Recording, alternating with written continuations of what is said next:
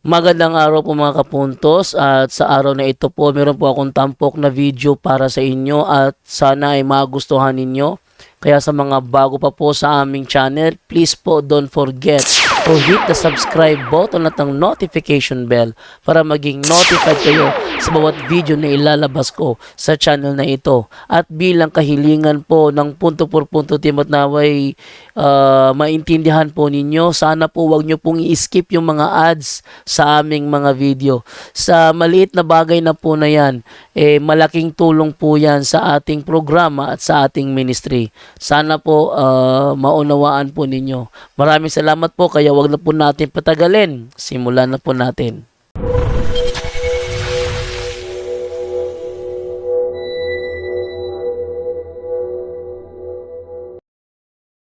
Okay, from Susan Kubako, pwede po bang magdasal o mag-rosary ng nakahiga sa gabi? Pakisagot yan, Brother Angel Santos. Hello, Brother Angel? Wala po tayong tandaan po natin, when we pray, mapa-devotion and meditative yan, kailangan natin ng focus and a serious and honest prayer, no? It is talking to God. So, parang hindi natin nire-respeto pag nakahiga tayo. Yung nga nakaluhod na lang, yung nga nakaluhod inaantok pa di ba? O kaya yung mga kahit nakaupo inaantok pa. What more kung nakahiga ka di lalo ang aantokin, kapatid. So, kung talaga seryoso ka, mahal mo si Lord, mahal mo si Mama Mary, no, seryosohin mo siya by means of tandaan natin ang walang parang sinabi mong para ka lang nakipag-usap sa sa telepono sa isang kaibigan. No, it's completely different. Yun, pwede kang nakahiga, pwede kang mag-relax, but this is a meditative prayer.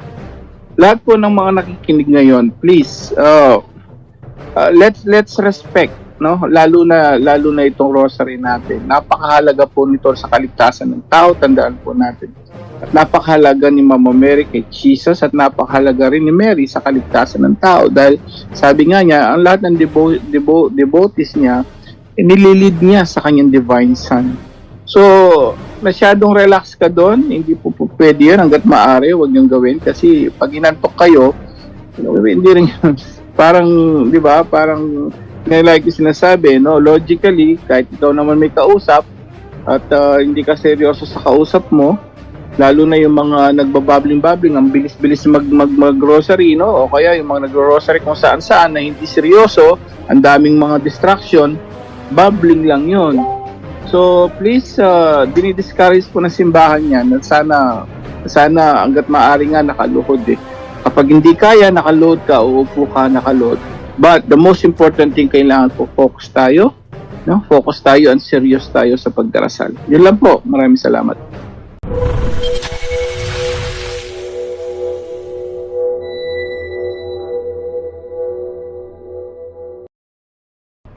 Okay, thank you sa iyo, Brother Angel. And then, meron pa dito from Roderick. Hi po, Father. Questions po about sa Sabbath day base sa Roman Catholic Bible. First, what day is the Sabbath day in the Bible? What day is the Sabbath day in the Bible? Okay, sa panahon sa Old Testament, yun ang Saturday. Sa panahon ng New Testament, dalawa na. Bakit? Sa Matthew 28 verse 1, may dalawang sabaton dyan. Opse de sabaton te epeposkausin iesmian sabaton. Dalawang sabaton yun nandyan. Yung isa, Sabado yung ikalawa linggo. If Sunday po ang sagot, wherein the Holy Bible makita verses saying, nasa Matthew 28 verse 1. Yung doon is dalawa Sabat doon.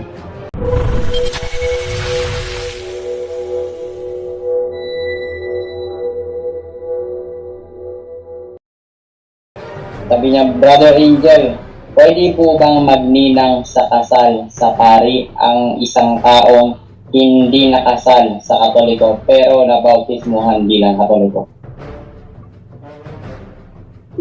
Basta't po, basta't po ano po ba yun?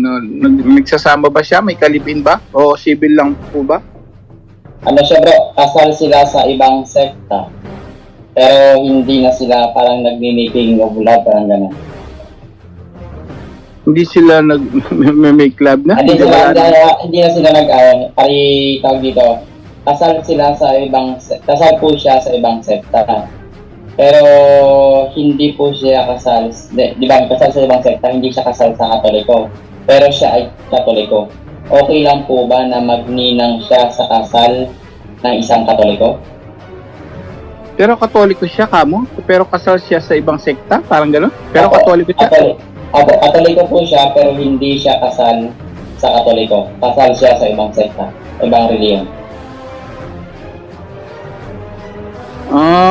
Pero Katoliko siya. Pero, well, yung unang-una, tingnan mo yung root no, no? Asa ba yung naging kasalanan doon? Ang kasalanan doon kasi, it's considered a civil marriage po. Kung nakikinig ka ngayon, basta nagkasal ka sa ibang sekta, nagkasal po sa inyo, mga sino man yun, o pastor man yun, wala silang authority from God. Hindi siya sa Diyos yun, mga kapatid, no? So, yes, legal yan sa gobyerno, no? Kasi lahat ng pastor nagbasa ng Biblia yan. Ganito po yung nangyayari kasi pagkakaibang yan. Ang pastor nagbasa ng Biblia without the authority talaga from God. Nagbasa lang ng Biblia yan. And then kumuha ng lisensya yan. Sa psychiatrist kumukuha para magkaroon siya ng license to marry. And then legal po lahat yan. Tandaan natin, hindi lahat ng legal ay moral sa Diyos. Pero lahat ng moral is legal talaga sa Diyos. Ngayon, yung legal yan sa but yung kasal po ninyo sa iba, that's civil pa rin yung consider, hindi po yun. So, malaking problema yun dahil sa Code of Canon Law 1374 plus yung civil marriage, actually, pag civil marriage ka, lalo na kasal ka sa ibang sekta, bawal yun. Bawal nga bawal nga mag-communion, bawal ka no? So, lalo na nagsasama na kayo, hindi kayo kasal, ang kasal nyo, hindi sacraments of matrimony. So, bakit hindi sakramento? Kasi si pastor nagbasa lang yan, bigla siya nagkasal. Saan galing yung authority niya? Sa gobyerno lang po, sa tao. But if you consider it sa Diyos, bakit sa Diyos dapat? Sino ba? Bakit anong connection niya sa Diyos, no? Actually, si Bro Wendell dyan tungkol sa civil marriage. Tapos may mga nag-comment sa kanya na, ay, bakit dapat mga pinagsama ng Diyos, gano'n, kahit si Mayor, pwede, gano'n. May nag-comment nun kay Bro Wendell sa civil marriage niya. Pero, ang paliwanag dyan, tandaan po natin, kung sa Diyos talaga, sabi ni Jesus, ang pinagsama ng Diyos, hindi pagsama hindi pwedeng ipaghiwalay ng tao, di ba? So, sino ba sinabi niya, whatever you bind here on earth, kung ano man ibabind nyo and bound you to heaven, apostol. Sino ba yung mga apostol ngayon? At sa mga apostol, anuin mo yung basahin niyo po yung Biblia, they are the bishop, no? Kaya nga sa Biblia may bababasa ang bishop diyan, yung mga puno ng iglesia. Sila yung mga pare. In connecting with that, succession nila hanggang ngayon, from Pope, last succession nila, that's unbroken line of succession po. Nagtuloy-tuloy yun from sa apostol, Peter, apostol po, hanggang 266 Pope kay Pope Francis, connecting ang Roman Catholic Church priest. Sila lang po. So, kung i-connect mo sa biblically, si pastor nagbasa, wala siyang connection sa apostol.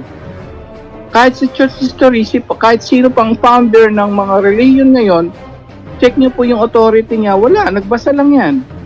Ang authority niya galing lang sa gobyerno kasi kumuha siya ng lisensya para magkasal. But, yung authority from God, yun lang connected sa apostol na mismong binigyan ng susi. Nasaan ba ngayon si Apostol Pedro? Yung remains niya nasa Vatican. Doon sa altar, doon sa ibalalim, nandun po yung remains niya, yung buto ni Apostol Pedro. Kung saan nagmimisa si Pope Francis. Doon mo makikita yung line of succession niya, Pope Francis, Cardinal, Bishop, hanggang pare. Kaya po, pare lang magkakasal. Ngayon ang tanong nyo, kasal kayo sa protestante, that's considered civil lang po, kapatid. So, well, consider na mortal sin yun eh. Kailangan yun, i-arrange mo yun, magpakasal kayo sa pari muna. Pagkatapos, pwede naman may mixed marriage. Ang nangyari kasi sa inyo, ikaw ang pumunta ron. Dapat, niyaya mo po, kung nakikinig ka ngayon, sa atin may mixed marriage naman. Katoliko versus and Protestant. Pero pag ikaw Katoliko, pumunta ron sa kanila, ay wala pong visa yun bali sa Diyos at sa Catholic Church. Walang visa yun. Ang mangyayari sa'yo, nagkasal kasi sa inyo doon, pastor na nagbasa ng Bibliang no authority at all. Sa Diyos but legal yun sa gobyerno. So, yun, no? At tandaan po natin na sa mga nagnininang, bawal na bawal ang may live-in, civil marriage, bawal po. Bakit? Kasi wala ka, ang tawag doon, hindi ka pwedeng magturo, no? Bilang godparents, sa inaanak mo ng tungkol sa faith kung ikaw mismo lumalabag. Kaya bawal na bawal po yun, yung mga civil live-in, kasi malamang may ibang tao nagtatanong, bakit ako nakalusot? Nakakalusot. Lusot nga eh. Ibig sabihin, hindi masyadong sinyek yung mga background ng godparents. Pero, Code of Canon Law, meron ako niyan, kompleto yan. Protestant cannot be godparents. Civil cannot be godparents. Live-in o cohabitation ang tawag doon eh, yung living in. They cannot be a godparents, kapatid. Hindi po pwede yan kasi mayroon kang kasal sa ibang sa civil ka pa rin, kapatid. So, iasikasuhin mo siguro magpakasal ka mismo sa simbahan natin. Pwede po 'yun. 'Yun ang pwede. Ang tawag doon convalidation, ibig sabihin valid na yung kasal mo sa civil, sa pastor, civil lang 'yun eh. Naka-register na yun sa PSA. Valid na yun eh, pero sa simbahan hindi pa. Ang gagawin, co-validation, ibig sabihin, kakasal kayo sa pare para maging valid ang kasal nyo. Doon, pwede ka na magninang, kapatid. Okay na po yun. Pero Angel, follow question po.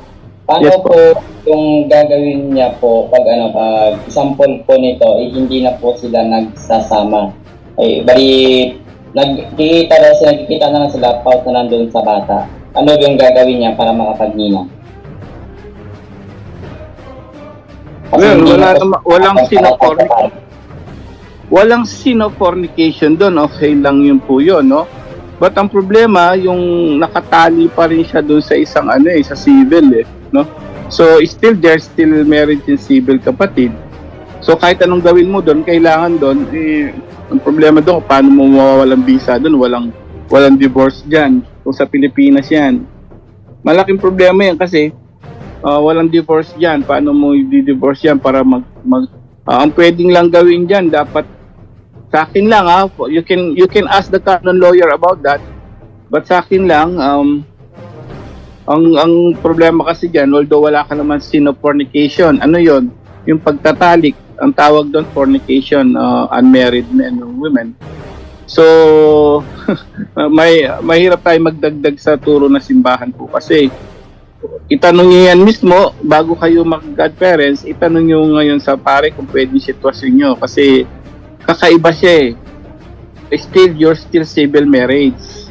Although hindi kayo nagsasama ngayon, but you're still civil married.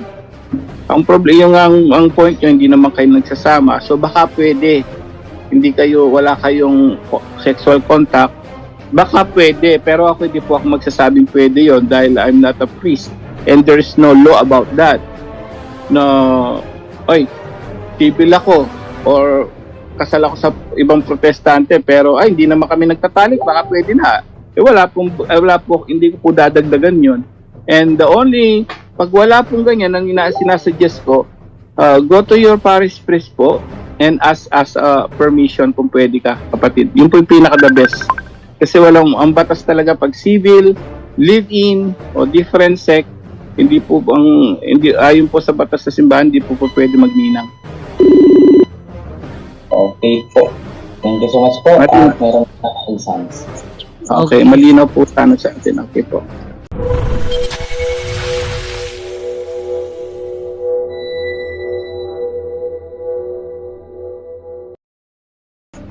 Okay, wait lang muna ha dahil may pumasok sa messenger. Hello? Hello te. Hello te. Ay. Oh. Hello, sir. Oh, hello, te. Oh, Uy. Tibing. Kanang pwede ko mangutana. Nana ko'y olive oil o niya. Kanang pari ba pwede mag-bless? Kana para sa ang father natin kanang mag-exercise sa food. Mayroon ka ng ano 'yon? Olive oil. Tapos Olive. O kung ipa-bless ni nako dire sa pari. Paano ba niya ang blessing sa Father Darwin? kailangan gamitin niya yung ano, te, yung handbook. Ito. Kailangan magamit niya ito yung handbook. Wala. Pag Wala hindi man- ito ang di man- gamit niya, ordinary blessing lang 'yun. Ordinary bless. Pwede magpa-bless kang Father Darwin. Taga saan ka, te? Naaman mi sa bukid ko sa Buena Vista, sa Mindanao. Asan 'yun, Bohol? Pagsunod man gud ko sa inyo, nya. Mo nang naningkamot ko nga ng olive oil. Sa Bohol ba 'yun, te? Buena Vista, Agusan del Norte. Agusan del Norte, Buena Vista. Ito lang, te, ha, baka ngayong Sunday night, 10 PM, baka mag-ano si Padre, mag-bless ng sacramentals. Oo. Pag nag-bless siya sa ano, Sunday night, nood lang kayo sa YouTube o sa Facebook. At maka ano na kayo ng blessing of sacramentals. Sundin nyo lang yung mga instruction na sasabihin niya. Sige, salamat kayo, sir. Sige, Tebeng. Bye. Bye, Tebeng. Live din.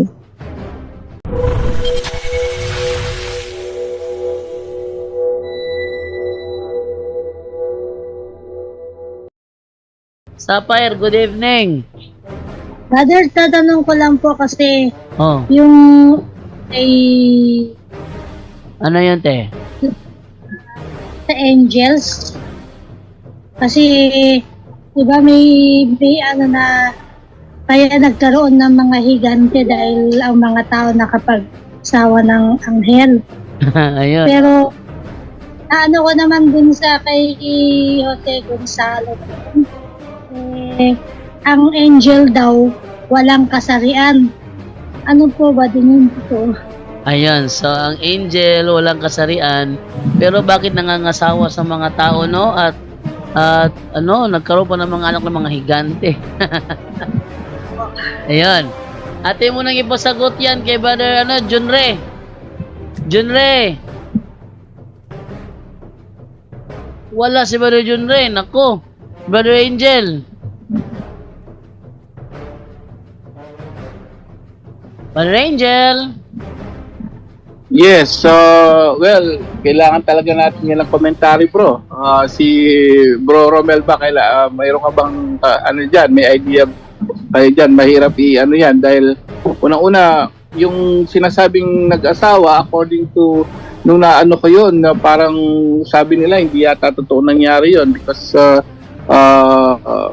angels are spirit, so hindi pwede sila mag-asawa, no? Napanood ko yung kay, yung kay, Brad Melchor. So, hindi totoong nag-asawa or something. So, may idea ka doon, bro Jando, kung yun literal na nangyari, na nag-asawa. But biblically, nandun yun. Ito yung sinasabi sa sa referensya na nakuha namin dati. Hindi ko nasib yung referensya na yun eh. Yun ay mga mga tanyag na tao yun, te. Yes. Wala namang sinabi doon na mga anghel sila. Ang sabi lang mga anak ng Diyos. Mga tanyag na tao yon na nag-asawa sa na nag-asawa ng mga tao. Tanyag mga kilalang tao, mga bantog na mga tao yon.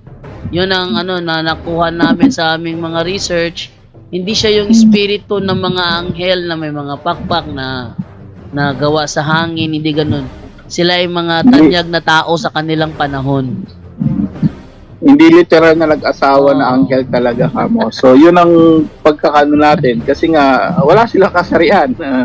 Sa tamay sabi mo, wala talaga silang kasarian. So, yun na, kay sa CFD natin, hindi daw totoong nangyari yun. So, yun nga, ang paliwanag is para mga tagig na tao. Kasi spirit, tamang angels are spirit, wala silang kasarian sa kapatid. Yeah, the Sapphire? Go ahead. Ano po bang yung Bible reference about na na hindi anghel yung naging asawa nila? Try ko lang hanapin uli kasi nagamit namin yun. Nandiyan pa si Father Darwin kasama namin. At pinaliwanag nga yun. At yun nga ang naging resulta. So, dahil hindi ko na-save yung reference na yun, try ko hanapin uli. Baka sakali makita ko, mailabas ko na. Sa ngayon, hindi ko pa maano yung yung exact na reference kung saan mo kinuha yung reference nun. Abangan ko na lang po, brother. Yun lang. Abangan ko na lang po. Dun. Sige, try ko hanapin ngayon, Tisapel, baka makita ko. Bro Jando, pwede mo kung may comment, ayun na, si Bro John Ray nandiyan na. Ayun, nasalita na rin. Sira pala yung mic ko. Hindi ako marinig. Yes, ang tama yung sister, ang ibig sabihin doon sa anak ng Diyos na tinatawag na angel, mga anak ni Cain yun. Mga anak ni Cain yung tawag doon na, at yung anak ng Diyos naman sila Eva. Ang mga anak ni si Eva tuloy, anak ni yung anak ni Adan at Eva, yung inaakyat sa langit. Si Seth ba yun? Seth? Or si basta ang sinabi doon na kalahi saan mga yung Bro John? Genesis 6 1 to 11 yan, Bro John, 6-3 6-3 to 4, bro. Eh, bagay mo ng Aljan. Dahil hinahanap ko yung reference yung hinahanap niya. Pagkasa ko yan, Bro John. Iisa ko sa 1. Bari Aljan, or Bari Romel, bagibasa mo na. Habang hinahanap ko yung referensyang hanap ni Ate Sapphire. Bari Romel? Bari Aljan? Hindi pa ako na-open ng Bible. Hindi ako nag-open ng Bible, nag-edit kasi ako ng PowerPoint para sa Toko bukas. Sahin mo na lang, Bro John. Sige, basahin ko na nga lang. Kasi hanapin ko pa yung sana eh. Okay, Genesis chapter 6 verses 1 to, ano yung bali, Genesis 6, 1 to? 1 to 6 yata, 1 to 6. Ito sabi ganito. Napakarami ng mga tao sa daigdig ng panahong yon. Nagkaroon sila ng mga anak na babae nang makita ng mga anak ng Diyos. Ayun So, wala sinabing anghel, Sinabi ang mga anak ng Diyos na ang mga babaeng anak ng tao ay magaganda. Ang mga ito'y pumili sa kanila ng kanya-kaniyang asawa. Sinabi ni Yahweh, hindi ko ipapahintulot na mabuhay ng habang panahon ang tao, sapagkat siya'y makalaman, hindi nalalampas sa 120 taon ng kanyang buhay sa daigdig.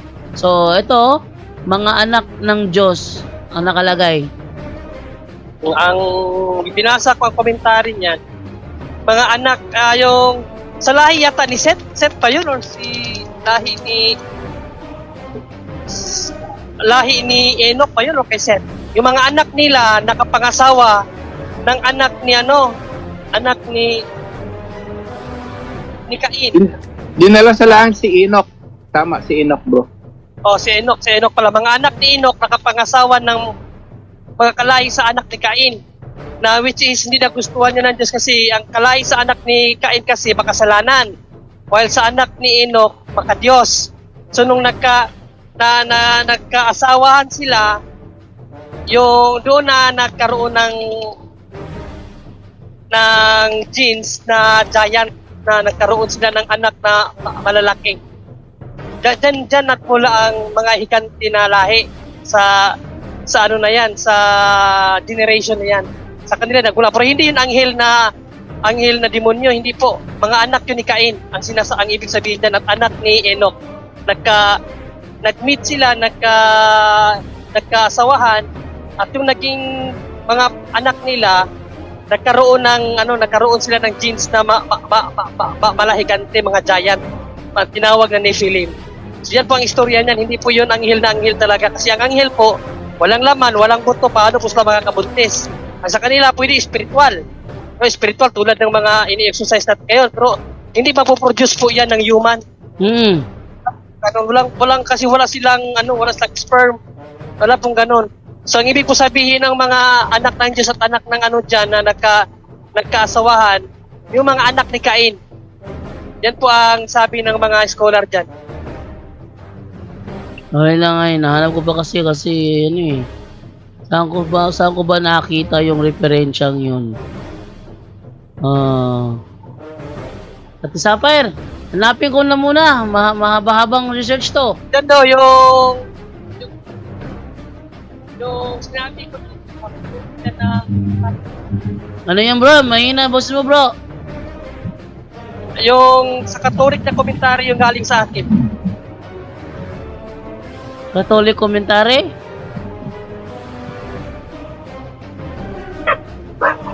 Kasi ang nandito kasi ano eh who were they? Hindi to eh. Talagang halang ko bang hanapin yun. Saan ko nakita yun? Hanapin ko muna te. Hindi ko na-save yung sinabi yung yung nakuha na namin ng ebidensya doon ng panahong yun. Salamat po. O sige te, hanapin ko na lang muna. Assignment yan, assignment. Hindi ko na-save yung yung website kung saan namin nakuha ni Melchor yung sagot.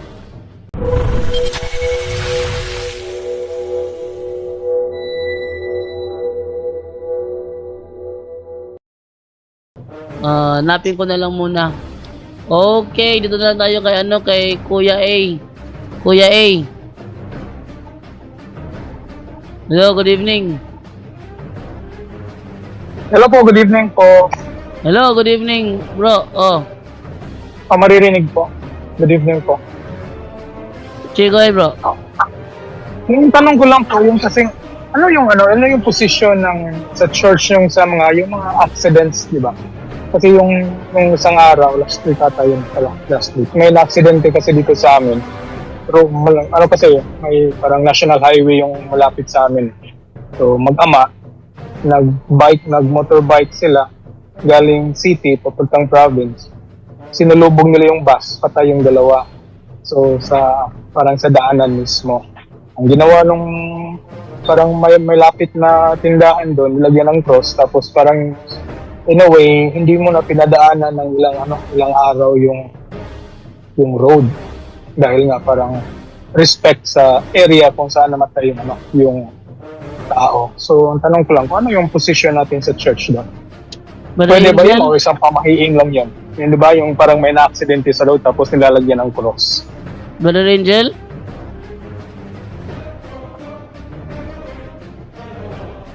Well, it's just that's part of tradition. Kahit sa mga TV ngayon, no, sa mga news, makikita mo yung mga may nagbarilan, may patay, tas may kandila, no? So sa mga news ngayon eh. Tapos hindi na, dahil wala na yung bangkay, wala na makikita mo kandila na lang nakatirik, no? But yes, so candle kasi significance naman sa Catholic Church talaga. Biblically talagang may candle din.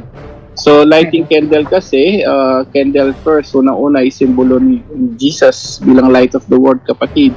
And a candle also, it symbolizes na yung mga prayers natin na papunta sa Diyos. Yes, so two things, no? Light of the world. So yes, wala nang problema yan, no? This significance. So, because even sa di ba, kaya why we light candle in the altar, no? Why we light candles? So wala naman yan kasi it's symbolizing Christ, no? When you light candle, it symbolizes Jesus Christ as a light of the world. So wala namang problema yung kapatid because connecting yun do sa faith ng mga Katoliko. Dahil tingnan mo, ang mga Katoliko lang nag-aano ng candle. Sa mga ibang hindi ayaw nila ng candle. Yes. So so yung cross and candle that symbolizes yung faith nila sa Roman Catholic. So just like why we need to have an altar, no? Bakit mo kailangan mag-altar sa bahay kung may dapat, di ba, altar lang sa church? So ganun din, because of our faith to the Catholic Church, dinadala natin sa bahay yung altar. Kaya allowed ng Catholic Church, yes. So ganun din, why we light candles sa mga sementeryo, sa ano, because that symbolizes our Catholic faith, kapatid. So inaalay natin yon para sa prayer din, papunta langit, and at the same time, it's a symbol of Jesus Christ, kapatid. Okay. So wala palang ano yun, parang walang Superstitious. Wala naman, kasi candles unless lagyan mo ng ano yun, ng pagkain, yung mga kung ano-anong handog, no? That's offering. That's completely different. But candles, biblically, at the church, wala naman. yes, Okay ang naman. candle talaga symbolizes, Flower, candle, saka yung cross andun eh. yes, maraming significance, lalo rin flowers, no? Mama Mary, favorite niya is roses, rose. So, symbolizes flowers and roses. So, lahat yan, pag nag-symbolize yung faith natin sa Catholic Church, wala tayong nakikita masama, kapatid, lalo na yung cross. No? So that symbolizes sa Catholic faith na nilalagay mo lang doon yung faith mo. Sigurado yung Catholic way pag may ganun. So wala ring pinagkaiba na wala, yun nga, yung nagtanong dati, bakit may pwede bang may altar sa ano, sa bakit may altar sa bahay? Ganun din. So ni-research ko yan, ang sabi ng Catholic answers, because inaano natin yung faith natin mismo sa bahay natin, dinadala natin. Ganun din ang ginagawa natin kapag may patay, may ano. Faith po yun, kapatid. Walang problema doon. Opo. Actually, yung may-ari naman ng tindahan, nag-suggest ako sa kanya. Mas mainam din siguro mag-alay ka ng mass intentions for those yung na-disgrasya na. Yes, that's another thing. Pwede maganda yung suggest natin. Walang pinaka-the best kundi yung mass intention. Actually, sa mga nakikinig ngayon, no, may isa ako na sa YouTube, napakaganda nito. Hindi ko alam kung isang deacon yun o pare, nagpakita yung soul niya dito sa isang pare na buhay. Nangungulit, laging mga ilang araw, nagpapakita siya. Sabi niya, i-pray mo, ipagmisa mo ko, nasa purgatorio ko, sabi niya, no. So sa mga nakikinig ngayon, maraming kwentong ganito ngayon na-realize ko, nung yung paring yon sa kakakulit, sabi nung pare, sige na nga. So inano yung pangalan niya nung soul, no? Nasa purgatory daw. True story. Alam niyo po yung pare, nagmisa siya kahit siya lang mag-isa. Pumunta sa altar, nagmisa siya for the soul of this priest or deacon. Alam niyo po, from that day, nung nagmisa siya, nakalampas na siya sa purgatory, dumiretso siya na sa langit. So sabi kong ganun pala kahalaga ang pagmamas sa mga departed ones natin. So in other words, yung ngayon, di ba, may Gregorian masses, 30 days. Lahat po na nakikinig ngayon, napakahalaga pala nun. Yung ipamisa mo, yung mass intention for the soul. And dahil doon nag-open ang mind ko, biro mo nung mismong nakulitan na yung pare, biglang pinagmisa niya kahit siya lang mag-isa kasi nakukulitan na siya. Ayaw naman yung sa special invitation sa mass niya na kasi parang ngayon na ginagano siya ng soul. From that time, thank you. Gumano na lang yung soul, and then now I can enter heaven. And sabi ko, wow, ganun pala ka-importante sa kaluluwa ng mga mahal sa buhay ang misa. So yun, that's the best suggestion. Kapag may namatayan, imbes na kung ano na gawin natin sa tradition, ipamisa natin siya. And now, sa lahat ng mga ang dami pong nakikinig ngayon, sa intention of mass, ilagay niyo po yung mga departed loved ones natin. Napakahalaga pala nun ng nila, ng at least pag-save nila from purgatory going to heaven. Opo. Yeah. In addition to that, Brad Angel, yung sa church kasi natin dito, yung Monday kasi, yun yung mass offering intended for all the souls in purgatory. So, kaya kalamitan sa mga Catholic cemetery, mayroong mass on Mondays inside the cemetery for that purpose. So, sa mga hindi lang nakakatawa. Yes. But not only that, you can always do that. Ngayon kami sa Sunday, actually last Sunday lang, ngayon lang nangyari, no? Mayroon nga ako rito, binigyan kami ng listahan ng mga departed ones namin, mga namatay. Tapos ilalagay daw namin sa sabi ni Father, pagpa-pray nila. So, you can do that anytime naman kung gusto mong ipagdasal yung Mayroon nga tayong Gregorian Mass for the soul, 30 days yun straight. Dire-diretso po yun. So, sinabi mo, Monday, okay lang din. But every day po, pwede nyo po ipamisa yung loved ones natin para ma-save po sila. Napakalaga po sa kaligtasan, yes po. Yes. Maganda po. Yung second question ko po, Brother Angel, di ba nung last December 15, yun yung Feast of Solemnity of the Assumption of Mary? August 15. August 15 last week, di ba po? Medyo busy sa trabaho, so na-miss ko yung Mass na yun, di ba? Solemnity, so basically, holiday of obligation. So, Yes. parang that Sunday na, hindi ako nag-communion, tapos after the Mass, nag-confession ako. No? Sinabi ko yun sa pare, I was not able to attend the holiday obligation sa Assumption of Mary. Ang sabi ng pare, yung sa Pilipinas daw, hindi yun holiday of obligation. Yes. Tiningnan ko naman sa accordingly, sa canon law natin pala dito sa Pilipinas. Yes. Iba nga, wala siya, tatlo lang yun dito sa Tatlo Pilipinas. lang, yes. Yun nga ang sagot ko. Tatlo December, lang. o yung December, tapos yung December 8, yung ni Mama Mary, at saka yung Solemnity of the Mother of God, which is January 1. One. Yun yan. Parang assumption pala, sa lang yun, parang sa US ata yun, USCCB. USCCB, yes. So, tama po. Na-mention lang kasi dito, na-mention lang kasi dito yun na, kung sino pang, hindi na kapag mass, kailangan mag-attend kayo ng mass, parang gano'n. Okay, nilinaw ko po may nagtanong din lay minister. Sabi ko dati, yun ang sinasabi natin So hindi pa natin masyadong na-research yung how many holiday of obligations in the Philippines. Bakit po na-research yun? Iniba ko na ngayon yung statement ko para sa kaalaman na lahat. Kasi po, yung may nagtanong kasi dito noon, tinanong niya sa pari din, ganyan din. So yung pari sinabi niya, sabi doon mismo pare nagsabi daw, sabi nung nagtanong dito sa Zoom. 3 na lang. And then ang ginawa ko ni research ko, napakadali po ngayon ni research noon. How many holidays of obligations in the Philippines? Sumagot kagad siya according to the CBCB and canon law, there are only 3. So yun, naliwanagan ako. So ngayon inaano po natin lahat sa lang mga nakikinig. There's only 3. Kahit i-search niyo ngayon. How many holiday of obligations in the Philippines? Sasagot po sa inyo 3 lang. December 8, December 25, and January 1st. Yes. Opo. Yes, thank you. One last thing po. Yung may sinil kasi ako yung yung parang nakita ko lang din sa Facebook, yung isang parang isang exorcism na ginawa doon sa sa Lindogon, Berinan Simala sa Cebu. Kasi nag-mention din kayo yung parang last week ata, may question din ata sa Simala. Weird lang yung parang nila, yung parang sa exorcism na ginawa nila. Kasi everybody was holding up their hands, yung parang mga group ata yun ng Marian devotion. Tapos may isa pang babae doon na hawak-hawak niya. Hindi ko lang ma-sure kung ano yung medal yung hawak-hawak niya.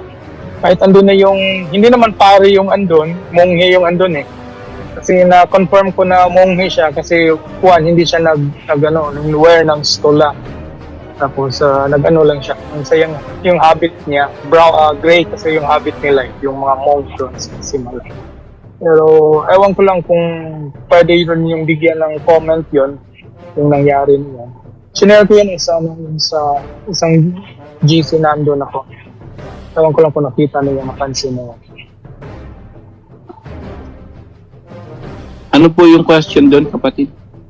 Yung manner of the exorcism kasi po, nangyari kasi yun sa church Parang hindi ko lang nakita kung after the mass or during the mass. So may isang babae doon na parang nag-react siya. Yung nag-react siya during sa kanta nila na Salve Regina. So ang ginawa, yung mga devotees ni Mama Mary, marami sila. They lay up their hands parang sa na-possess. Tapos maya lumapit yung monghe, yung monk. Tapos nagdala siya ng cross, tapos nagano siya ng prayer.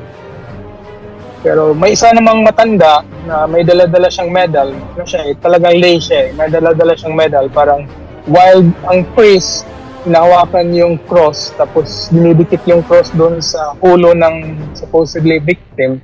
Yung isa namang matanda, nag-ano naman siya, may medal din siyang sarili din niyang dinidikit doon sa sa victim. So, ano ba yung parang pinakaano doon? Ewan ko yung kung ano ba yung protocol doon or something. Okay, Bro Jando, ano ba talaga yung protocol doon? Ang dami yatang nag-pray over doon or daming nakialam doon sa process, Bro Jando? Oh, Ang dami nakialam daw. So ano ba talaga ang Saan nangyari doon? yun, bro? Saan nangyari yun? dito sa Cebu, bro, yung sa Simala, Ay, sa Simala. Buri ng Lindogon. So, may na-possess tapos marami nakialam. Yes po. Bawal yun. Basta sila dalawa pwede kasi yung di sila pwede Yung isa lang yung makialam doon. nakapos. Oo, yung alam ko nga, di ba, yung sabi nyo nga, pag mayroong ganon, dinadala nyo sa room. Oh, sa room Para dahil talagang pag marami yung tao nakikialam, mas lalong lumalakas sila dahil nasa palibot yung mga tao na hindi nakapagkumpisal. At saka the more na tinitingnan sila, the more silang na nagpapakitang gilas. Yun, kaya nga tinatago yan talaga eh. Dapat tinatago yan sa isang room kung saan ang nasa loob yung deliverance minister, yung exorcist, at saka yung mga prayer warrior. Para hindi makapagpakitang gilas. Yun actually nga yung parang nakita ko rin dun sa mga monk kasi hindi nga sila pare yung mga monghe. Kasi ang isip ko parang hindi sila train kasi andun lang mismo sa hindi nila kinuha yung victim. Hindi pwede yung ganun na pag may nagaganyan nanonood lang, syempre tutulong. Pero yung sasagip doon, yung deliverance minister na appointed by the church o di kaya yung exorcist sa Simala, tingin ko walang exorcist sa Simala eh. Wala nga silang walang regular na priest sila doon naka-assign, mga monghe lang yung isa pa yun. Padre. So hindi tama yun, bro. Hindi tama yung ginagawa ng sa ganito sa amin. Minsan meron kaming kaso. Yung isa nagtuturo pa lang ako about spiritual catechism. Nag-react na. Pag-react ng isa, mga ilang minuto lang, yung sa kabila nag-react na naman uli. So, dalawa kami ng deliverance doon si Melchor Villacorta, ako naman sa kabila. Okay na to dito, okay na, nagkalma na. Ito naman ako uli. Hindi pa ako natatapos, nag-react na naman uli yung kay Melchor. Nagano naman siya, dito naman yung kumalma niya sa akin. Hindi pa nga matahimik dito, nag-react na naman uli dito. So, inaabot yata kami ng madaling araw nun eh. Yan, nakakapagod. Yung ginawa na lang namin, pinaghiwalay. Excuse me. Paano yun, bro? Parang yung setting nyo doon, parang classroom setting, tapos during sa lecture mo, nag-react sa sila, yun? Sa ilalim ng kumbento yun, ibaba ng kumbento, mayroong space doon na kahit na ano activity ginagawa doon. Doon natuturo nga ako about spiritual catechism sa dalawa. Nag-react yung isa, mga ilang minuto nag-react naman yung pangalawa. So, natigil yung catechism ko. Nag-deliverance kami, si Melchor Villacorta, kasama niya si Sander, yung spiritual, yung prayer warrior niya. Ako naman dito. Sino yung prayer warrior ko? Nakalimutan ko eh. So, dalawa kami noon. Naku, salitan talaga. Ang ginawa namin dahil gabing-gabi na masyado, kinarga ko na lang yung isa. Sobrang bigat niya. Dinala ko doon sa simbahan. Doon sa simbahan, nako, mas tumindi yung namin, yung bakbakan namin dahil mas lalo siya nag-umiktid nang nakapasok na sa loob ng simbahan. Doon mismo sa harap ng altar, doon din deliverance. Kumalma na rito, okay na. Yan, naisipan namin, pag ganito talaga na sitwasyon, huwag ipaglapit. Nangyari rin yan dito eh. Yung isa, nandito nag-react na. Yung pangalawa, kakaakyat pa nga lang, nang makita siya, biglang my friend! So, ano mo sinabi man niya? Para bang magtulungan tayo. Ating sakupin ng buong mundo, parang ganun ba? Pero English, Oh, Mm. ang naalala ko lang, sabi niya, my friend, di magkakilala yun. Oh, pero nagsasagutan yung dalawa, my friend. Parang ganito nga, ang sentido ng sinasabi is, magtulungan tayo, ating sakupin ng buong mundo, parang ganun ba? Pero nung sila nag-okay na kasi pinaghiwalay yun eh, yung isa dito sa loob, yung isa doon sa kabila, pinaghiwalay. Nang nag-okay na, tinanong silang dalawang, pinatabi ng dalawa, magkilala ba kayo? Hindi po. Walang nangyari na nagkausap silang dalawa, pero before nangyari yun, sila yung nagkausap, my friend. Para bang ganun. Oh. Hindi maganda na na tsaka pag may nag-react tapos yung mga tao duta na tingin na ganun. Naku, matatagalan yun. Kaya binibit-bit, dinadala to sa loob ng office. Pagdating sa loob ng office, doon na sila dinideliveran sa loob. Kung saan is closed door na siya. Sirado bintana, sirado pinto. Yun na. Yun pala. Oo. Kasi narinig ko na yan dati sa inyo, sa lecture ni Father Oldin. Sino ba yung isa? Nasasabi niya, pag yan mga cases talagang dinadala niyo privately sa isang room. Yung victim. Pero subukan kong i-share sa iyo po. Mayroong messenger naman ako sa iyo. Baka pwede mong bigyan ng reaction to. Maganda kasi at least i-educate natin yung mga tao about nito, na andito naman siya. Pero yung proper disposition ng mga audience o yung mga faithfuls na witnesses nito, kung ano ba yung pwede nilang gawin. Kasi kung makikita mo nga po, lahat ng mga kamay nasa taas eh. Pinayungan yung dalawang victim kasi yung nasa video, isang victim lang pinakita, pero dalawa sila eh. Pero halos lahat ng kamay nasa taas eh. Pinayungan yung mga di ba? Ang nga natin doon kung hindi ka sure kung nasa state of grace ka, hindi ka pwedeng magana. Diba? Ikaw to nag-send sa akin ngayon, bro? Ikaw to nag-send sa akin ngayon? Yeah. Wala pa. I-send ko muna. Tingnan ko. I-send ko sa messenger. May nag-send sa akin ng video eh. Mukhang, wait lang ha. Buksan ko muna ha. Mukhang ito related sa sinasabi mo. Mukha nga. Wait lang. Bisaya. Yung naka-black ata yung victim na babae. Naka-pants. Oo. Wait lang ha. Ka-yellow yung mga audience ko. Wait lang. Pakita ko sa screen. Sige, naka-yellow yung audience bro. Yung audience, yung faithful, yung mga mass attendees. Oo. Ayan. Firefox. Okay. Merong mga dito. Mga ayun. So, watching live here si Ate Ainin niya siya nag-send sa akin. Ito yung video, bro. Ito yung second victim ata bro eh. Yung isang victim kasi victim.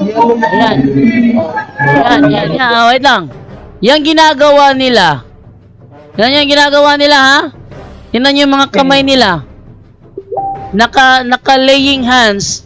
Hindi maganda yan. Yun nga, ano ko bro, na pinayungan nila lahat. Hindi maganda yan. Lalong lalala pa yan. Maraming mga, yung mga tao sa palibot naka-raise naka-laying hands. Ayun yan. Parang organization ni Mama Mary, yung parang Marian Devotion organization. Mali yan. Naka-uniform sila. Mali yan. Bakit? Sigurado ba sila nakapagkumpisa lahat? Mali yan. Sobrang mali talaga to. Yun lahat ng tao doon. Yun, naka-raise hand. Naka-laying hands. Ito? Yan, yun yung pangalawang victim. Dalawa sila eh.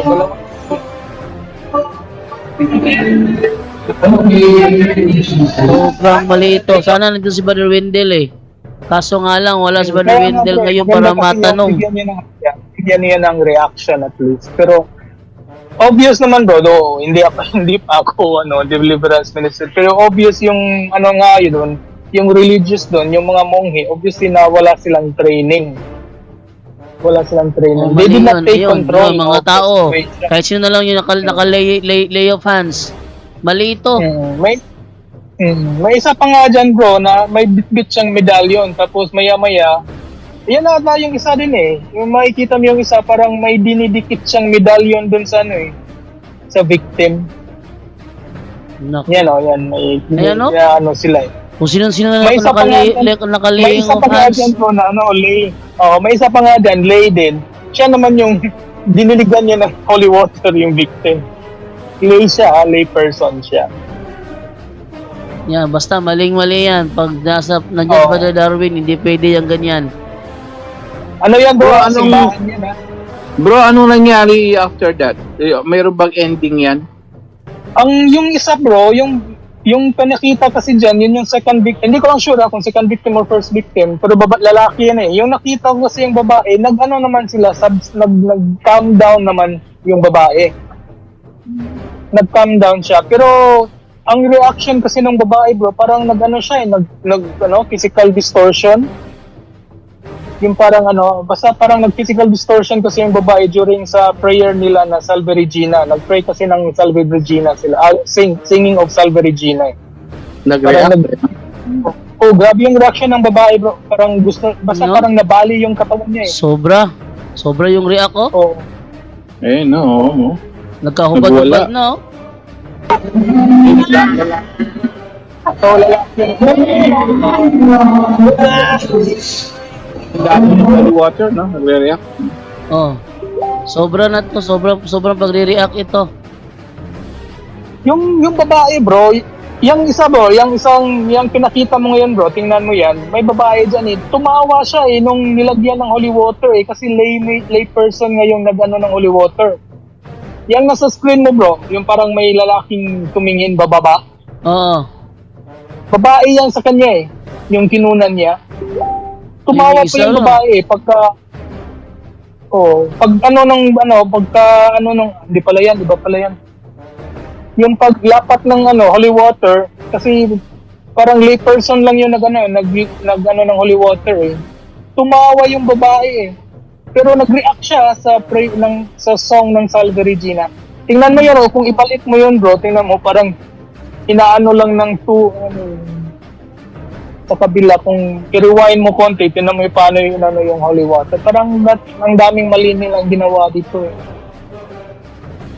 Naku, basta marami akong nakitang mali. Yan. Tingnan Ito mo yan, yung bro. babae, oh. Balik mo lang. Yung babae. Hinayalan nila babae. Oo. Lumabas-labas yung mga nito. Baka may Lalaki lumabas, to, nakita ng karamihan. Mm-mm. Nako, video pa. Hindi, bawal to. Ano yan bro, yung kalimitan dyan, yung dalawang kamay nakataas, yung isa naka-lay of hands, yung isa naka-video. Ay, mali. Talaga, sobrang mali. Sobra. Hindi ko masabi na na tama. Talaga, sobrang mali ito. Sobrang mali. Tapos siguro mga later na yun yung parang after na in the middle doon, dumating na yung monghe. Nakaano kasi siya, yun nga, yung habit nila. Tapos yung black na, ano ba yung tawag doon? Tapos skull cap din siya ng black. Pero wala silang stola kasi nga hindi sila pare, monghe sila diba? So they are not allowed to wear the stole. So yun lang po. So maganda kasi yung tinutunan. Marami na rin kasi akong natutunan din sa inyo eh. In fact, nung meron ding reaction, may isang case din kami dito sa Barile, mga estudyante naman.